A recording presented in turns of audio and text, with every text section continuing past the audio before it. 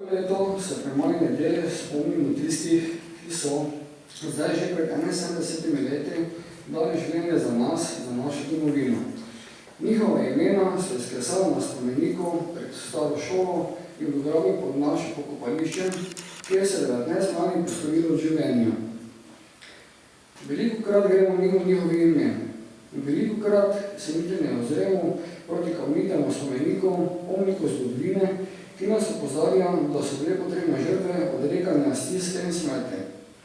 Tudi v naših krajih, tudi v Prlekiji. Mnoge generacije smo v drugi svetovni vojni res slišale, brale ali nam je kdo pripovedal o vseh razlogah naše vojne preteklosti. Prav je, da se spominjamo vseh, ki so umrli za nas, za vse poznejše generacije, ki že vrsto let živimo v miru. Naša domovina je svobodna in mirna dežela.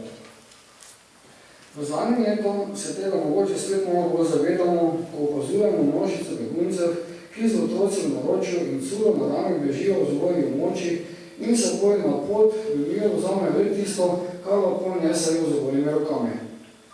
Težko si predstavljamo, kako bi bilo, če bi nekega dne tudi mi morali tako na pot. Pa ni potrebno, vse živimo svobodno in v miru. Ja, mir je vrednota, ki še ni dal na vsem ljudstvu sveta. Preveč ljudi ostaja brez svojih domov, brez možnosti za mirno in prijetno življenje. Mi, Slovenci, pa to vrednoto imamo. Naši domovi so varni. V naših krajih ne poka orožje, naše vasi in kraje so svobodni.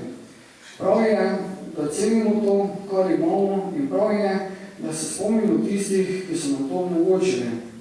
Hvala vsem žrtvam vojne in naj bo naša domovina vedno varna in svobodna dežela.